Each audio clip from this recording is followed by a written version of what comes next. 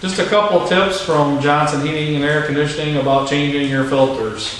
Changing your filters is one of the #1 things you can do to keep the maintenance up on your furnace by yourself. Usually you're going to have one of maybe 3 or 4 different styles of filters, in your system. The first one we call the El Cheapo, or the cheap filter, which is one that you can basically see through, looks like this. You're going to have different sizes that are on each end of the filter, so you know what size filter you need to get, which we do handle all different sizes and types here at our own office. Also, there's an arrow, if you can see, which I don't know if you can see on the end of this, but there's an arrow on the end of the filter that tells you which way the airflow should go. Make sure you get your filter in the proper way. So if this was your furnace here, sitting here, and your filter went in this side, make sure the arrow faces toward the furnace. So one good tip. This is a cheaper filter, like I said earlier, catches about 1 to 3% of the dirt over the size of what I consider a pencil lead. So it's not going to catch a lot. If you go to the next size, they call this a pleated style.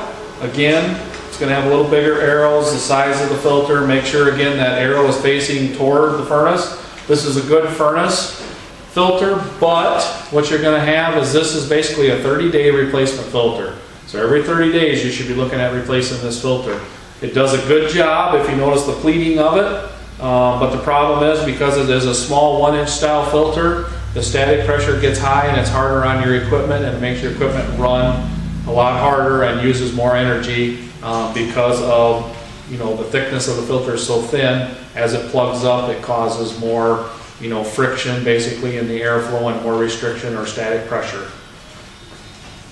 The next filter that you'll see a lot of is, you'll notice this is a very large, this one just happens to be an air-bear filter, which is basically a 5-inch filter, 20 inches by 25. Again, it's a pleated filter like the small one, but the biggest difference of this, if you look the size of the pleats where my hand can go in, there's a lot more area for the dirt to attract to this filter and catch into this filter. So this is what they consider a 6-month to a year filter.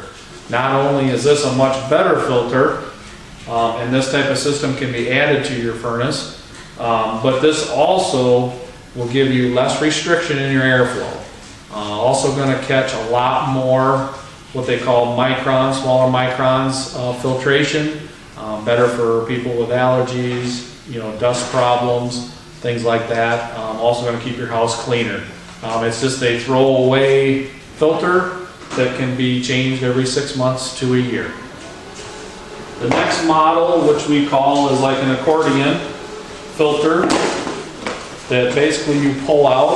This one happens to be an Aprilaire replacement, which is for a space guard. And this one actually comes out and you have to physically put this into your filter. This is going to be a large box that's on the side of your furnace. You're going to pull the apparatus out and then you're going to have to replace this filter. Again, this is a real good filter. It's just a little more complex than this style, and it's a little more work putting the filter in and changing it out. So some people like the other style better because it's just slide in and slide out. This are just a few tips from Johnson Heating about changing your filter. And remember, 30 days, 6 months, or a year. Don't forget that with your filters.